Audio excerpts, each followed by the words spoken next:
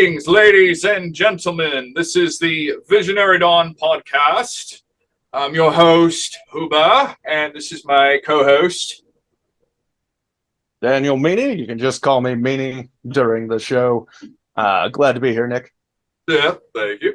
And today we have author and writer Zach Cole, who's also been known as the author of Kaiju Epoch. If my book would stop disappearing. There we go. There you go. Looks too much like the background. Yes, it looks too much like the background. So here's his promotional copy that I got. This was a couple years ago. I worked on two of the illustrations for his book, and he sent me a copy of it way back in the day after production started. Yeah. So, Zach, I just wanted to ask you, how did you get started into writing? Well, it started with my love of reading, of course. I read a lot as a kid. I read a lot, and then I decided, I was like, why don't I make my own books? Yeah. And when I was Fair enough. that's a good enough start. And what do you think got you into your writing style?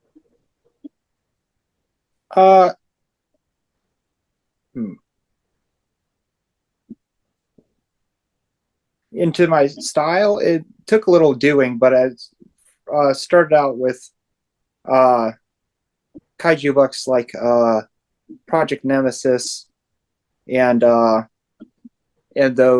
Saraceni Godzilla books. I kind of took inspiration from those and then just developed my own style as I went. Yeah, and these were Jeremy Robinson's books, right? For the Project Nemesis series. The Project Nemesis, yes. Okay. I read the first book, and it was a really good it was a really great novel. I didn't get around to reading the other ones, unfortunately, but I can see where like some of your inspiration started to like come in from there a little bit, because they are really good series. So I will say the second one is probably the best of the series. Why do you think the second one's the best one? Well,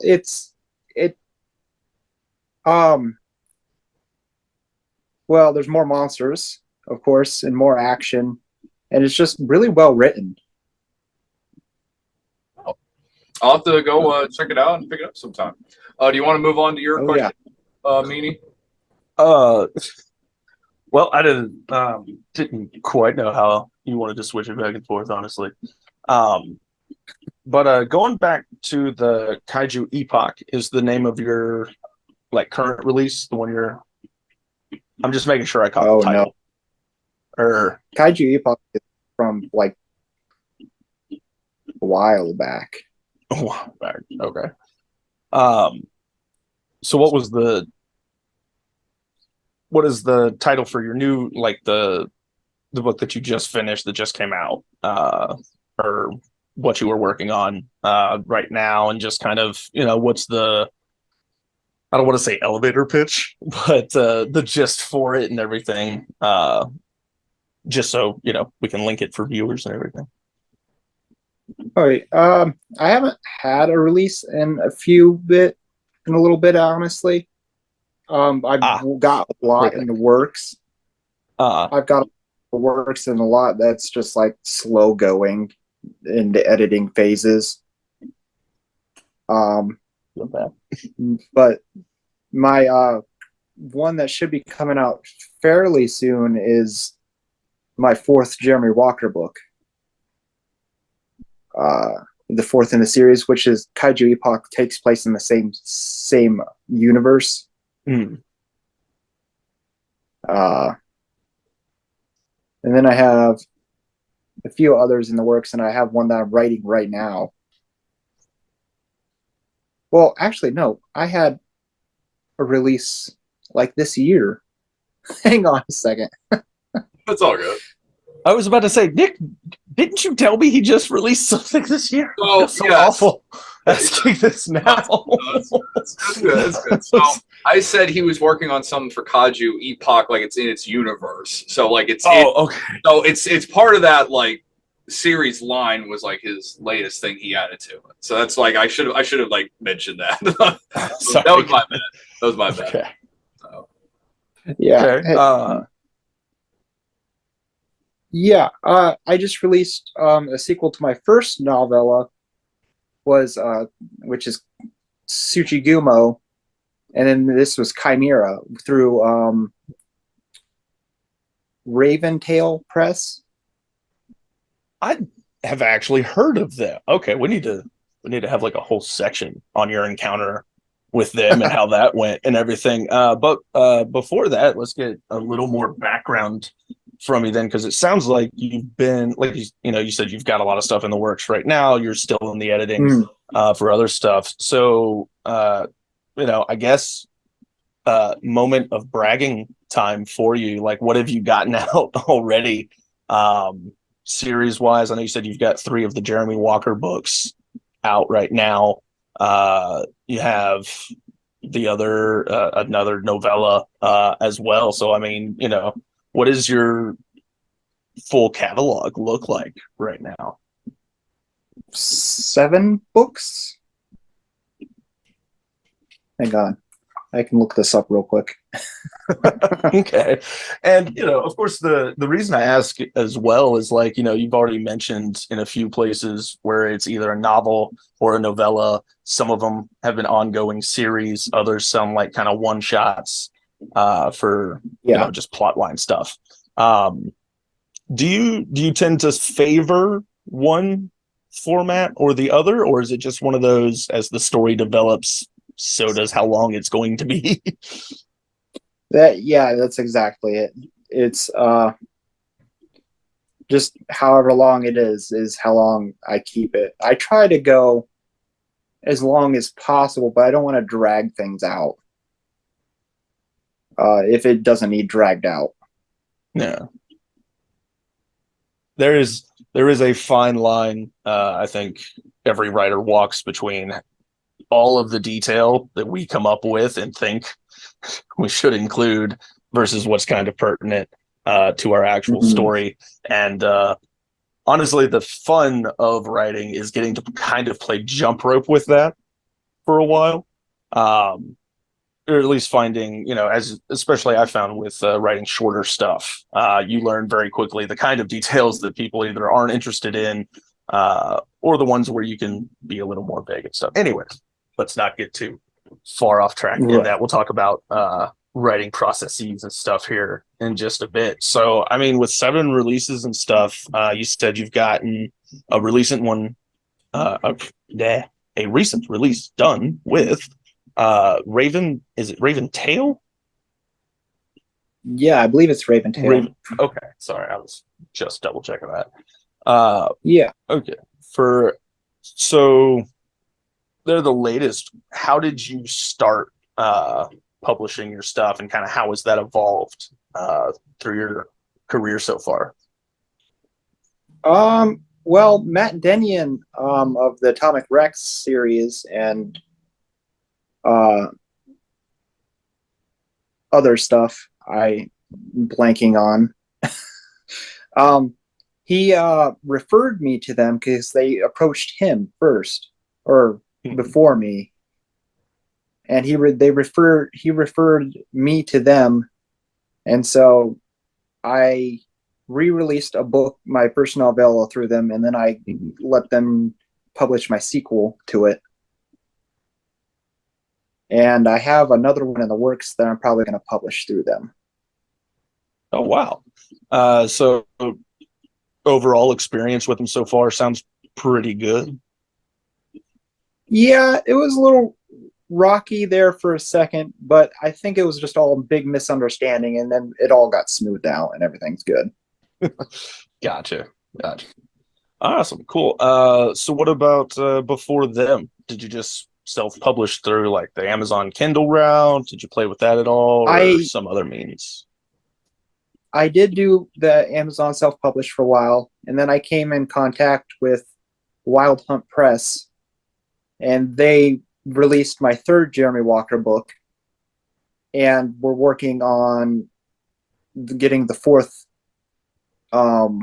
edited right now, and I have a few other books that I'm probably going to release through them. Okay. I mean, it sounds like you've had pretty good luck with finding smaller publishing houses, at least to work with. Just because it's like that's one of the things I know a lot of people are like, I don't even know how to begin looking for some of these guys, especially ones that would be like willing to accept, a nobody submission with any actual chance of success. As compared to like trying to submit it to like Penguin Publishing or something much more up there, I guess. Yeah, I've had pretty good luck. They've all came to me, honestly. I was gonna. This is where my next question was going to come in, which is since you started the self-publishing route, let's say we got a young kaiju writer, because I know the kaiju fiction novellas that have been coming out have been a big popular thing now. There's been a couple wave of them coming out. I was wondering, just for like some guys like writing into like science fiction or doing the kaiju thing, how would you, what advice would you give them to recommend to get into self-publishing? Like just to like put something together to put online. I mean, like an actual book together. Yeah, well, just like what I mean is like to how would you put it on like through Amazon, like your process you went into to getting. Oh, yeah. More specifically, I think he means like cliff notes for someone who's like, I've been writing this kaiju story for 3 years now.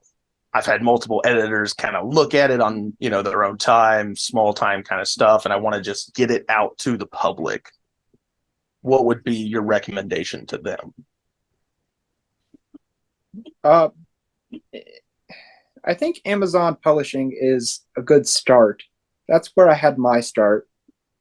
I mean, it's not a lot of money in there right away, unless you sell a lot of copies. But like it's a good way to get it out there.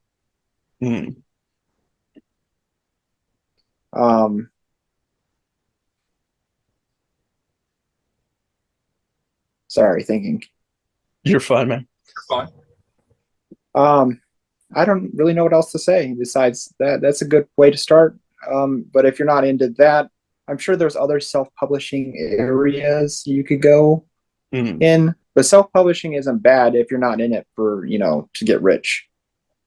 if the expectation is not, millionaire in 2 months. Right. Gotcha. Have you been able to well, I assume so, honestly, if you're friends, if you've known Nick for any amount of time.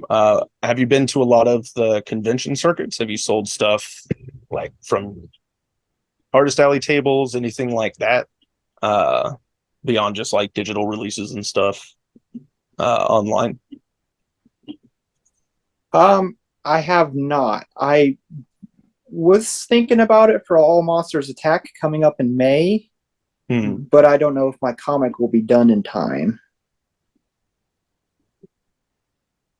Well, I mean, at minimum, the novels should do. Even if it is your older work, true.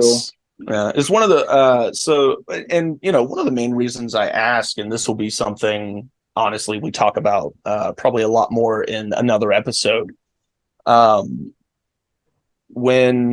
Because I self-published my Child of Starlight series a number of years ago for about a solid year on the convention circuit. Basically because I had tried marketing through all of the social media stuff, tried looking through like the Amazon routes and everything. And like you said, it can be profitable, but it's one of those, you need the audience, you need the crowd already. And so my old idea that I believe, honestly, I just, everyone who's already there, I think, is already aware of it.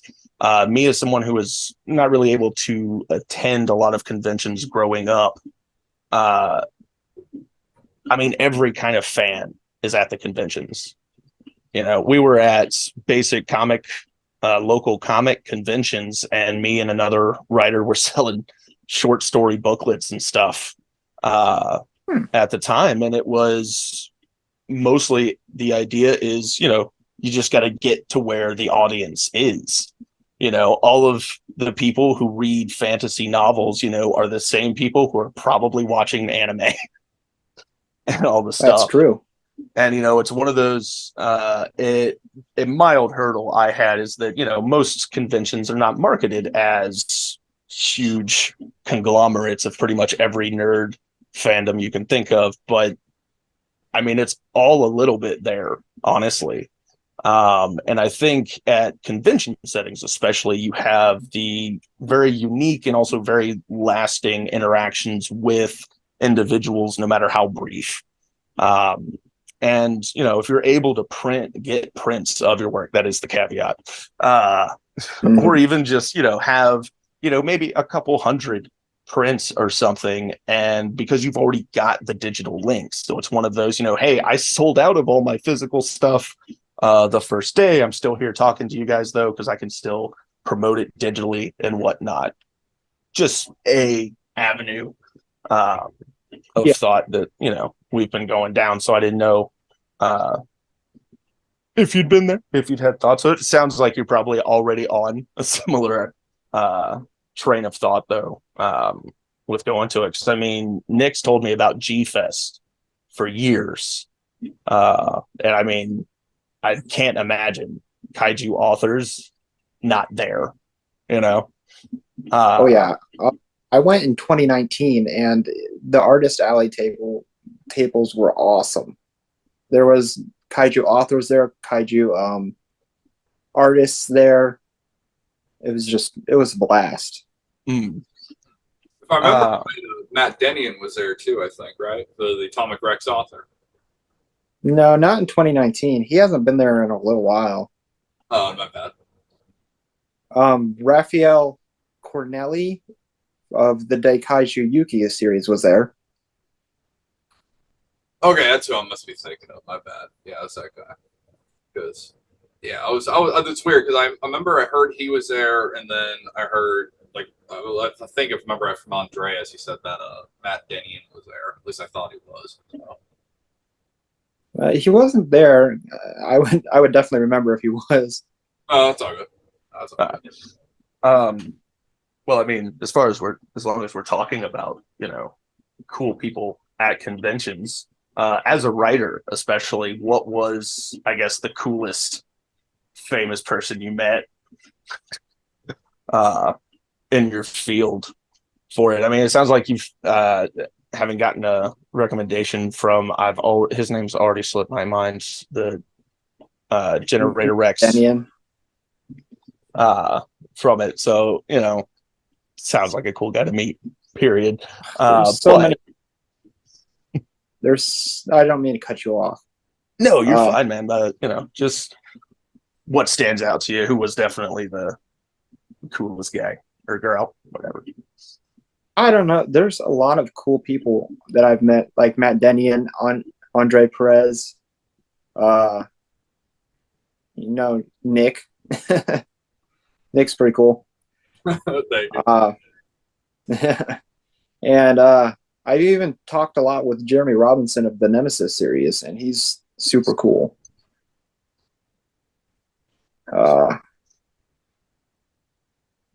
I'm going to be a fanboy about it, but I will probably Jeremy Robinson. Nick, do you have one? Yeah, short injection. Jeremy Robinson. Now, I haven't met the guy personally, but what we did have kind of an interaction. So, do you remember Godzilla Battle Royale?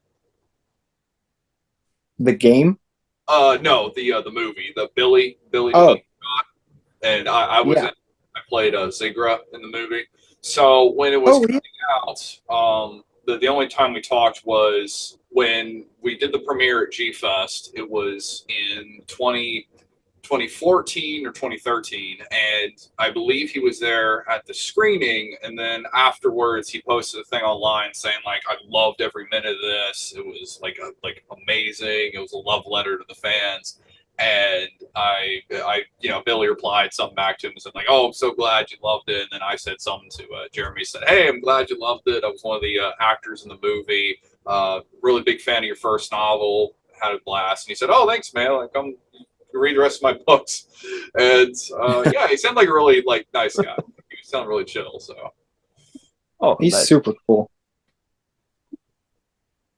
So honestly, the closest I've actually come is also through like a social media interaction. But when you said, not to fanboy too hard, it is the one that I fanboyed so hard, like my wife brings it up sometimes. So I love a series. I love both his series, honestly. It's an author named Brent Weeks.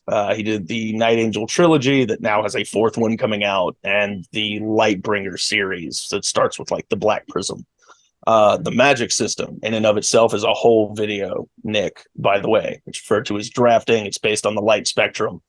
And after the third book or so, I was still on Twitter, which I am not anymore. And I happened to tweet at Brent Weeks, and I was just like, "Hey, just out of curiosity, like, what inspired the drafting use of the light spectrum like that?" And like an hour later, I get a retweet or a comment from Brent Weeks going, "Oh, well, I was in my college class one day and we were talking about the physics thing and it just sat in my brain for a decade and marinated." And I was just like, "Oh my gosh, that's so cool to hear. It's, interesting to look at the process." Actually, just kind of me on the floor squeeing like a small Asian girl for about an hour, because like I'd been obsessed with this guy's work for over a decade. Like I started reading the Night Angels trilogy back when I was like stationed up north back in like 2012 now. So it was it was one of those random moments that I was just kind of like, this is so small, but I now understand other people when they meet famous folks and why they freak out so much, because he just tweeted at me. If I ever met him in person, I'll probably need to apologize repeatedly. Yeah. I've not met Jeremy in person or anything like that, but he does have a get together he does almost every year, and because he writes about stuff in his his home area, and they show off different parts from books he's written. I thought it'd be so cool to go. Yeah, it would be. All right, so at our halfway point here, talked about boring business stuff, cool interactions with famous people. So just on the topics for the craft, as you've experienced it so far, out of everything you've published, maybe it hasn't sold the most, but what was like the book you were most, I guess, excited to get finished? Like, this is the part of the story, or this is a story that you were just super into, and kind of, why, what was in it, what did you crafted that, just got you excited to get it out to the audience? Well, there's one I'm working on now that's I'm pretty excited about. I don't get a lot of time to write anymore, being a dad. But working on this one right now is pretty exciting. It's kind of like mythology meets like Attack on Titan. Okay. Like, 'cause it's got like all the different mythological gods and goddesses in it, and just some other stuff going on that's pretty fun. Just a lot of different detail to play with. Yeah. Okay. I apologize. I have a small dog whining at me from an unknown location. I love And dogs. the good news is I do own a small dog, so I am Okay. not too freaked out by it. But if you see me looking around, oh, there he is. Okay, it's fine. Apologies. Well, all right. Well, okay. So, I'm kind of shot on questions though. Anything else you want to ask our guest, Nick? Oh, actually, yeah, I do. I was going to actually ask a couple about your first novel. This is something I wanted to ask you back in the day, but since we're tight schedule to hang on. If I would stop disappearing, hang on, everybody. All right, there we go. I think I got it. So what I was going to say was, back in the day, like when we were working on the monsters, you requested me to do like a couple sketches of the monsters for your books, and you had like some like little rough drawings. I think you did, and then some other friends of yours put together. And so everybody, these are the. Hang on. There we go. Okay, that kind of works. I think you might just have to kill the graphic, my man. Yeah, I might have to. Might have to do that. Actually, what I'll just do instead, I actually can screen share this because I have the original scans after I hand drew them. So I'll put those in here. Let me just do that real quick. All right, screen share. I was going to say if you can. Yeah. Okay. Can everybody see that? Is it in there? Yes, we can. Oh wow. So that was the first one I did. I'm trying to let me pull up his name in the book. It's in the back section. Dracona. Was it Dracona? Yes. Okay, Dracona, yeah. So Dracona was the first one I started with because I thought he was the most. I thought he was like the most easiest to draw at first because he didn't have like he wasn't too complicated in his shape like the Nautilus looking one that comes like later on. So that was like the first one I started with just to kind of knock him out of the park. One of the questions I want to ask you was like, where did your inspiration for the monsters like the Kaiju come from? Like Dracona, for example. Well, Dracona's been around for a little while now. Started out with different names and designs have changed throughout the years. Like this stuff has been going on since I was back in grade school. My friend actually drew up Dracona one time and it just stuck with us. Oh, it's the thing I was looking at with him is he's kind of got like a mix of the pterodon and a sort of like a wyvern, like from European mythology, like the dragon body to it. There's one of the things I really like about Dracona, or when I was drawing him, was I really appreciated the fact that he's got this just complete mix of like a dinosaur and a dragon. So he looks prehistoric, but he almost looks like something that comes out of fantasy too. You know what I mean? Definitely a wyvern was definitely partial inspiration, for sure. Yeah. Let me pull up the next guy in here, if it will. I comment on a detail. Oh, what's that? Because like I was gonna say. So just honestly, so knowing that the wyvern influence is there, of course. I mean, honestly, one of the cooler details for it, if I'm seeing the perspective right on it. Because he's still so like classic wyverns are like the Skyrim dragons. Mm-hmm. They've got the major two wings that function as kind of front stuff, and he looks like again like he has more of the dinosaur. Nick actually said the name of one. I totally blanked it. Anyways, for it, but Pterodon. The pterodons, yeah. And so but for his design stuff, continuing to utilize the wings and everything, and still maintaining like a more, I guess, crocodile-esque. You know what I mean? Where his front legs are not the wings so much, at least as it looks initially, where it's like he's still kind of salamander-esque.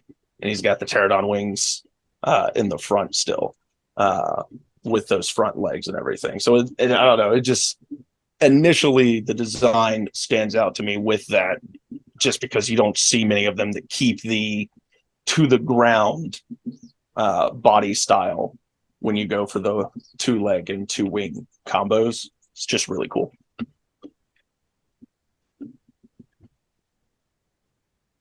Unless I'm seeing it wrong and he is set up traditionally like a wyvern, and I've just talked about nonsense for 4 minutes. I think it's just the perspective. Is it? Because she's supposed to be more like a traditional wyvern. It's all good. I was gonna add, so there's a reason like he looks like that. So so he's forward. I see it now. Yeah. So it's supposed to look like he's getting ready to take off. That's what it was. This is Okay.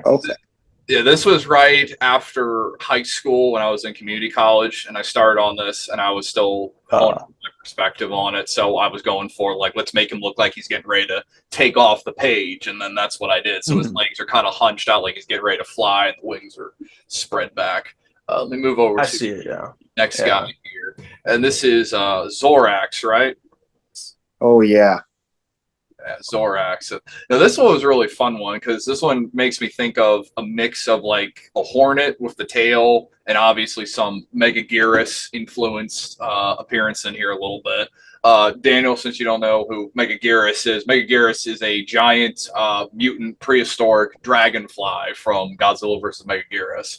It's based off of Meganura. Did you remember Meganura from the Smithsonian? It's the prehistoric dragonfly. Mm. Yes. So, yeah. But my question I was going to ask you, Zach, is for the inspiration for Zorax, what was some of the stuff that you threw in there, like aside from just Megaguirus, which would be the obvious one a little bit, just because of the claws and the head. Megaguirus was definitely it because she's like my favorite. So I just really wanted a kaiju like her, but I've actually had her redesigned recently, and she looks a lot meaner and a lot cooler, honestly. Oh, cool. But I'll have to send you that over. I'll have to send that over to you. Yeah. But mostly just bugs. I like bugs. Is Dragonfly your favorite one? Dragonflies? Yes, I like dragonflies. And scorpions with the tail. I suppose I was going for a more scorpion look for the tail than I was a hornet. Yeah. Yeah, now that I think about it, like with the way the tail has the bulge at the end, and then with this giant large stinger coming out, it does have more of a scorpion look to it. At the time, and like just until like you told me that, I always thought it was like a wasp because like when I think of like insects of like a large cylinder shape at the end and then like a stinger, if it's not segmented, like you know what I mean, it's not like has segments like a centipede. First thing I think of is like a wasp, because that's normally what I've seen around here that looks like that. Okay. Yeah. So let me move on to the next one here. And this guy was a real fun one. The thing I love about this guy is he's got the multiple tails, and each one of them's got like these little like almost like hooks at the end of them, which is really cool. Let's see. Pull up this guy's name. It's Sabora, I believe. Sabora. Yep, Cerbora. Yeah. Sabora. Yeah. What was your inspiration behind this guy? Iris from Gamera 3. Really, Iris? I know that because tell me about it. So the original design back in the day was basically just a quadruped iris. But so for this one, I just made it for this design. I updated it to look more skeletal. I wanted him to look more skeletal, like he's wearing the bones of another creature. And the tails were basically just iris tentacles. Yeah, that's interesting because when I was looking at the tails when you sent me the rough sketch, the first thing I thought of was like a mace, like a European like mace, or Okay. yeah, or some you would see from like fantasy games where the cleric has like a blunt weapon that kind of has that shape that the tails Mm. have at the end. Like you know what I'm Yeah, talking about? like a Mm. flanged mace. Yeah, yeah. That's the So, first thing so I saw. Okay. Yeah, I can see that. I didn't personally didn't think that. I was going for like I don't have a figure of Iris, but the how they open up and then they got like blasters inside. That's basically what uh one of his powers is. Yeah, the what do they call it? The mana cannon because he can use the mana and Oh yes. camera does. Those things are always pretty cool because they went from blades and then they turned into laser cannons like when they like the blades Mm. opened up, which is pretty cool. And I can see that now. I guess I guess the thing was when I was drawing this and when I saw the picture you showed me, all the tentacles were opened up. So the first thing I thought of was like, oh, like this is how they look normally, like they're static and they're always open or something. That must have been the thing I was thinking of at the time. The thing I And I thought was, also read this guy too, myself. oh, you I've redesigned this guy too. redesigned I redesigned all of these because I was working on the comic script for the comic version that I want to do. I'll send that stuff over when I find it. Yeah, sure thing. We can say that for the next one, or if Okay. we got some time left, we can pull them up. This one was a really cool one too. This is Plague, right? Oh yeah. Plague. The cool thing I loved about this was when I saw the sketch for him, he's got all these details, but his claws were like like acid or something, or like they're burning, like this. They're all pure white. Like it's either like it's toxic or acid or something. I thought that was cool because I always like it when characters have this high contrast between them. Like like a great example just to kind of like bring up was Hexus's final form in Fern Gully. So he's this black amorphous blob. I know it sounds weird, Oh but he's like this black amorphous blob. It's a skeleton, but then he's got these orange, bright, glowing stuff from his eyes and the mouth and stuff. So that was something like I thought about a little bit when I was doing him because the drawing had just like not a lot of detail in the claws and the tail, but then all this like thick, darker lines and shadows on the body. yeah. it's been a hot. Play So, sorry, what? go ahead. I was going to say it's been a hot minute since I've thought about Fern Gully. The same. Wow, that rang a bell way in the back. But that was a very dope character. Yeah. Oh yeah, yeah. It's a fun movie. It's been a while. I'm sure my baby would like that. He likes musical stuff. Anyways, Plague. Yeah, his hands are supposed to be actually on fire, and so is his head. So there's like burning energy or something like that, and it's almost I think I originally had him have him where his bones, you could see his bones through his hands and stuff. Yeah, that would be dope. I think what was going on at the time, if I remember right, because I don't have my own Facebook anymore. I made a new account and everything. Right. It was back. It was back in 2016. Okay, it was 2016, and we were going between the sketches, and I remember I did a version of this where he did have some of his bone fingers showing through, but it didn't convey the idea that his hands were on fire because we were doing it like just black and white for like the drawing look. So I think you asked me, you said like, oh, can you just erase the lines in there because it kind of messes with the detail and just keep them like that. And that's what I ended up doing. So I erased the pencil lines, just inked out the outline of the hands and gave them the look like, like these are really hot. His tail's partially on fire. And Yeah, and the thing I still like is you can tell like it looks like there's energy coming off of it because all the detail just stops when it gets to his hand and it's this bright white. Yeah. It really pops with him. You did an awesome job with these. Thank you. Yeah, It's like years later, still really impressive looking.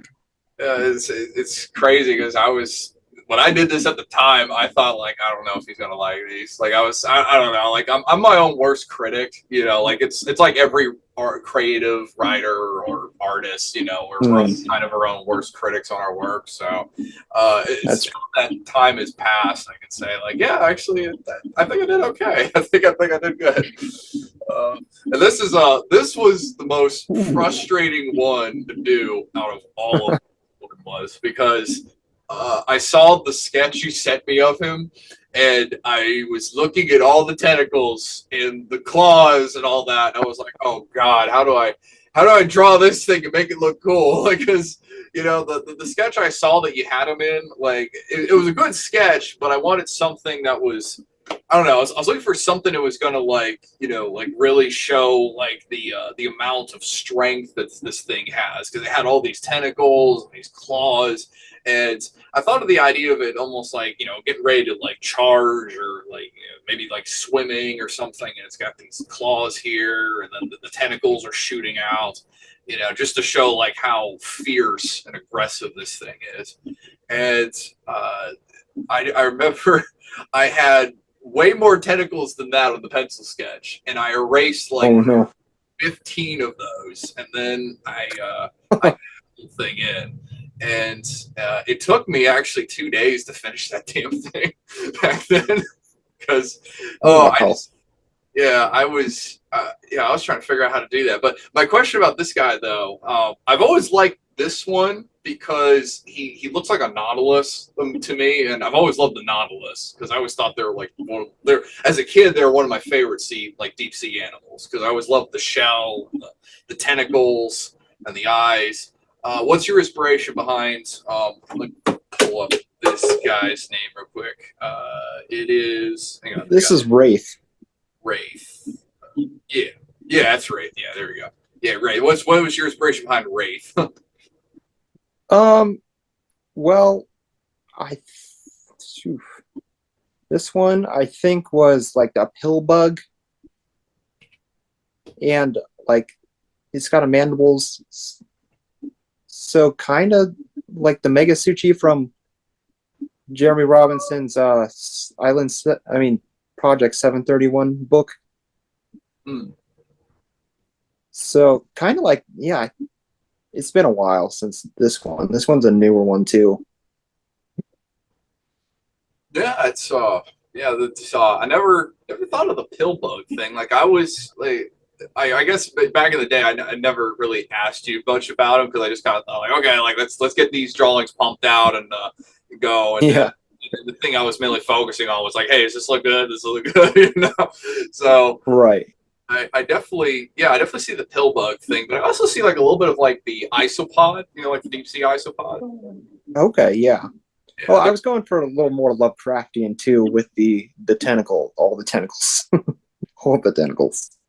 Yeah. I was gonna say, if like definitely with the pill bug influence, it's like just replaced all of the pill bug's legs with tentacles, and then gave it larger, more armored legs and jaws. Because sleep is overrated. Yes. My goal is to give you nightmares. As good monsters should. Yeah. Yes. I just noticed something funny. This is a memory just came back to me. So if you look in the corner between his armor pads, so there's a kind of a funny story if you look in there. So there's a circle, like kind of like a swirl going in there. And okay, so when I was looking at the textures for the original like rough sketch drawing you sent me, and I noticed like they're really wavy. I was trying to do something where I did like some circular things. I got inspired by how Junji Ito did like his meaty look to like some like flesh and stuff. So I was trying to do something with like the swirls, but make them look meaty in between each of his little pads, and eventually it didn't work, and I kind of like gave up on that. So I went back to just doing a bunch of cross hatching to cover up my mistake. And you can still kind of see it in there, and like each like the first three you see it. So you see it in the one there, the second one, and the third. Yeah. Yeah, because I was trying to see if like it would look good, and I looked at it, I was like, that doesn't look good. So I just went and did cross hatching to make it look like just thick skin in between. I think I did have like circular areas there because tentacles are supposed to pop out from under his shell. So he's got more tentacles. You know what's scarier than a whole lot of tentacles? More tentacles. Tentacles. And let's move on to this one here. This one was always cool because it reminded me of the Audrey 2 from Little Shop of Horrors mixed with the Naroshi Arise oil painting of Biolante on Godzilla vs. Biolante's poster. Vishlari, right? Vishlari? Oh, yes. Yeah, Vishlari. Yes. So what was your inspiration behind the giant rose cactus thing with the Squidward tentacles? Well, Biollante for sure. And, well, I suppose you already said the inspirations. Little Shop of Horrors, Audrey 2. Just this one's been around for a while too. Back in grade school, it's been a while.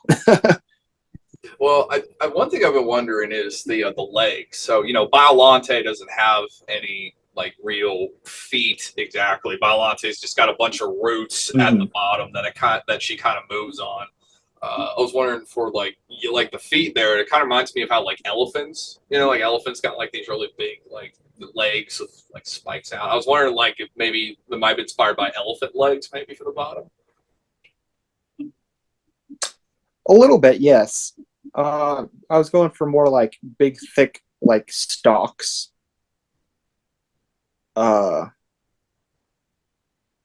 Yeah. And here's another question before we move on to the next one. And this is what I've always wanted to ask. So if somebody was to eat Vishlari, would it taste like a turnip? Turnip? I don't know. I just Getting to the real questions. yeah, we're getting to the real question here. What would Vishlari taste like as a giant vegetable monster? You know what I mean? Is it kale? I bet it's kale. Is it kale? The green bean. The green bean. The green bean. The green bean, yeah. I had to ask that question because that's a serious question here, right? Your readers will want to know, whenever you write a biography. The real question is, does this still count as vegetarian? Ooh, that is a good question. It's kind of like asking if eating, Bulbasaur is vegetarian. Although I think I just dated the shit out of myself with that. And then this is the guy that's on the front cover of Kaiju Epoch 1. It's Maruga, I believe, right? Maruga? Maruga. There we go. So what was your inspiration behind this guy? I'm sure you can guess. I got two guesses, and they might be right, but they might be wrong, because what I don't know. What do you think, Nene? What do you think? I'm gonna go with Godzilla, but he's not spiky or spiny. He's just thick. Thickzilla. Thickzilla. It's extra thick and a little spiky. A little spiky. Mild Godzilla. My guess was going to be Gamora from Ultraman or Togera from War of the Monsters. That was going to be my two guesses. Yeah, Godzilla was one of them, and I used the skin texture from Nemesis mostly. Oh yeah, Uh, I see it now a little bit with like the legs and the arms. yeah, I didn't know about Togera, so the arm spikes. It's like everyone's like, "Oh, it's like Togera." I'm like, "Who? I don't know who that is." So just yeah, You can only intake so much content, guys. yeah. Yeah. To explain, I guess who Togera was, Daniel. Just so Togera was a monster playable in the PS2 game back in 2002 called War of the Monsters. He's basically the game's Godzilla like knockoff because they couldn't get the rights to Godzilla, but they gave him the weird power where he can shoot bone spikes out and he shoots out like a alien mist out of his mouth that's like radiation basically. And he has a clubbed tail, so he's literally Godzilla, but he's like green and purple and a little bit of like teal on him, and he's got spike like his bone spikes come out of his body. And that's how he attacks stuff. I wonder if the creator of Naruto saw that. Probably. Probably. Anyways, you just kept saying bone spikes, and all I can think of is Kimimaro. Moving on.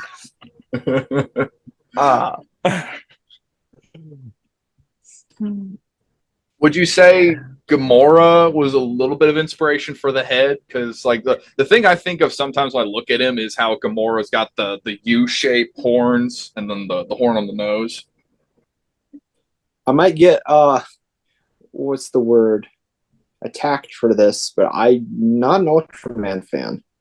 Oh, that's all good.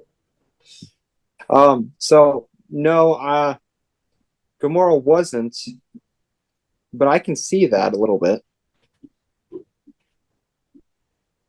Like to me, it makes me think of that, or maybe a little bit of Fox's head, a little bit, like kind of like the old style of like how a mythical kitsune would kind of look a little bit, just like because when you look at him like from this angle, he's got kind of like ears going to the sides. So yeah, I did kind of want to make his horns look like ears a little bit.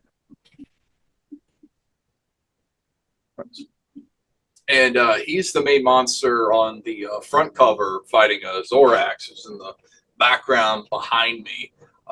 What would you describe? Is this guy like your main monster of your series? Yeah.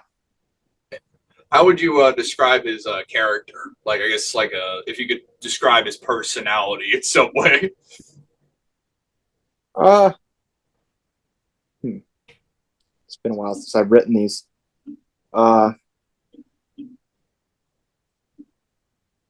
He's an intelligent kaiju. He can actually speak through telepathy. So he's more human than a normal kaiju. Okay.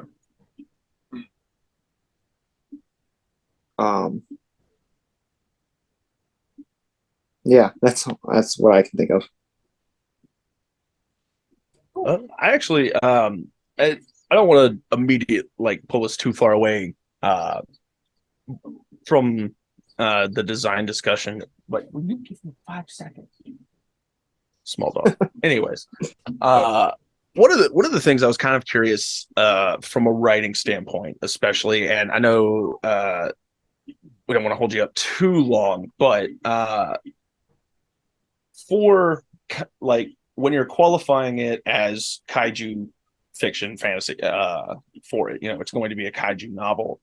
For the rest of the world, when you're talking about the human characters, the world itself, yada yada, do you feel like you go more on kind of like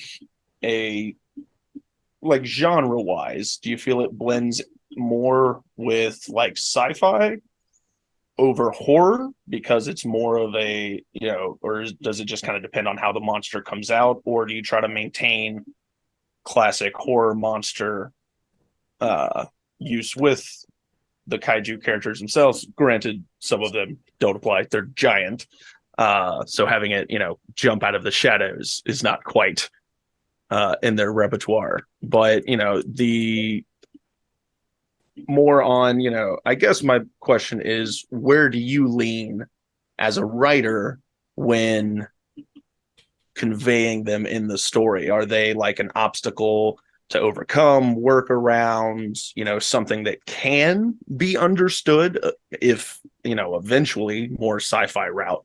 Or is it, from the human perspective, like watching, Cthulhu and Haster duke it out on a Tuesday? We have no idea what's going on. We're just here. I'm trying to buy bread, and suddenly I've, seen the ghost of madness, and he just got punched by dreams. Totally unknowable. You're never going to figure it out. That's why it's scary. So or we're, a totally different direction for it. What would you say? I suppose I have a tendency to explain things. So more sci-fi and like where they come from, why they're here. Okay, so definitely a more investigative approach to explaining them and everything. I gotcha. That was kind of my big question that I still had. Okay. Sorry. Well, is there I don't know, just kind of, what would you say, for the readers, for the audience that you try to provide for, whether it's the sci-fi elements or the monster designs, interpersonal drama while the world is on fire from a giant dragon. What do you like to focus on story, like plot wise? Like, what is the kind of plot line stuff you structure these guys with?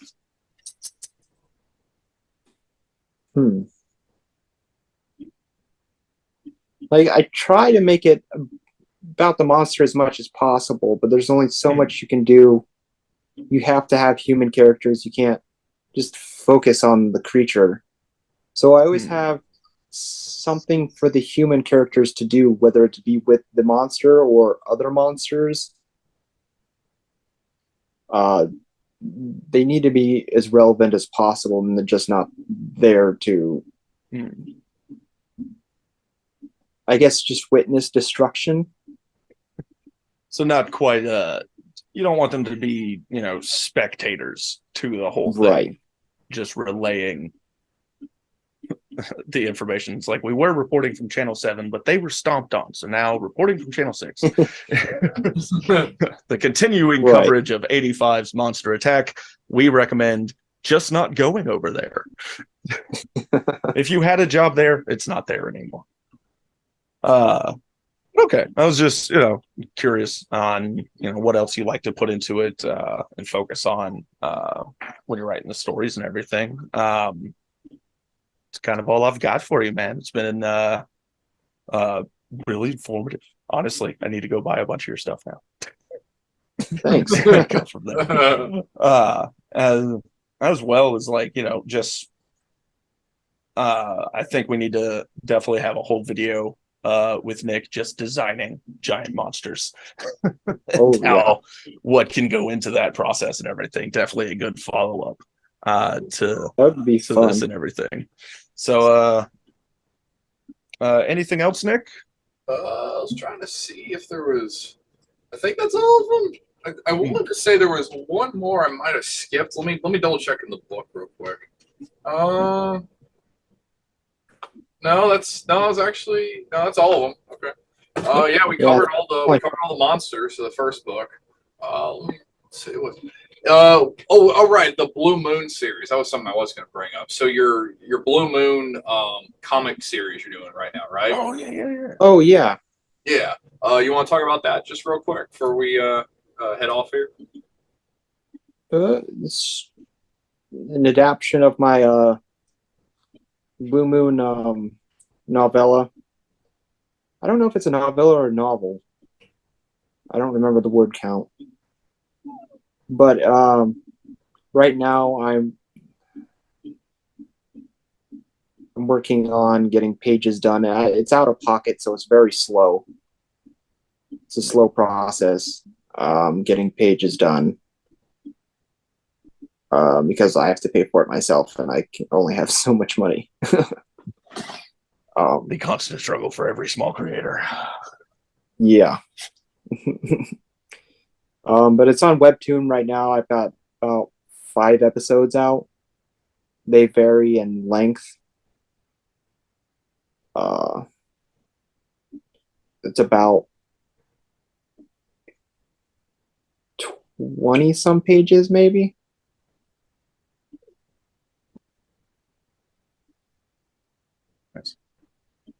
What's the I hate calling it, but I don't know. Sell me on it, man. Give me the synopsis. Why is it good? What's great about it? Okay. It follows Jeremy Walker, who is attacked by a werewolf in the middle of the woods with his girlfriend, and she's killed. And then he becomes a werewolf himself and a monster hunter. So he hunts monsters while looking for the werewolf that attacked them. Nice. Classic set. Liking it. Yeah. All right. Dope. I haven't seen a werewolf. Basically a werewolf Van Helsing. Been to it. Mm-hmm. Nice. Nicely. All right. Cool. Nick, back to you, man. Say that's going to sound really interesting, and I honestly love the idea. I think it's going to be really cool, and your future readers and your current readers are going to love it. Yeah, and definitely it's been an experience working in comics, and honestly, I think I like comics more than I do actual writing novels. Well, that's how I kind of it sucks. I still don't even have my first one out, even though I have the whole draft done that I did in high school. I just never finalized that. And that's the funny thing, on that topic of that, is that I wanted to try and write a book first, and then I'm more of a visual person. I guess you are too, since you like comics better. And I decided to try and just well, what if I just wrote my words into images? That's what I did. So sorry. Oh no, go ahead, man. Originally, me and my friend were gonna do a graphic novel of Blue Moon, so it's kind of fun to come around full circle. Oh, nice. There's I've had a couple of start and stops on comics to it, but just as you said, that you were running into just getting the pages done, because there are only 2 options. It's either you find an artist you can pay to do it, or you do it yourself. And that's a really difficult skill. Right. To, just telling a good story in and of itself is difficult. Adding on not just being able to, communicate visually, but then, being able to communicate visually above others so that it's noticed a little more, having an understanding of even film language became kind of important when I was looking at just how to lay out comic book panels and stuff from there. But I mean, honestly, man, the best advice I've gotten so far is just that, nothing gets done until it's on the page. As slow as it takes, as long as you're still putting stuff on page at the end of the day. It's progress. It's all we can really do for it. And it's also, kind of why we why we wanted to start the podcast as well. Get, fellow creators in that are walking towards the path as best we can for it. Because, eventually I would love to just have my work published and be able to get that to pay the bills and everything. And live the dream life as the creator for it, and it, especially for other creators, when that is your goal, if that's what you're trying to get to, I think nowadays, and this is honestly probably, Nick, I'll go ahead and shout out our next episode, unless we have someone else scheduled first.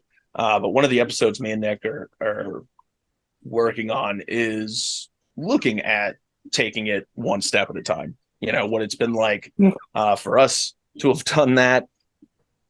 Scraps, I love you, but if you don't stop whining at me, I'm going to chuck you out the room. But I don't know. I'm really hoping y'all can't hear him. I can't hear. That's the first time I just heard him. Okay, so it wasn't until I pointed it out. Awesome. No, but he's not stopping in the background. It's driving me a little insane.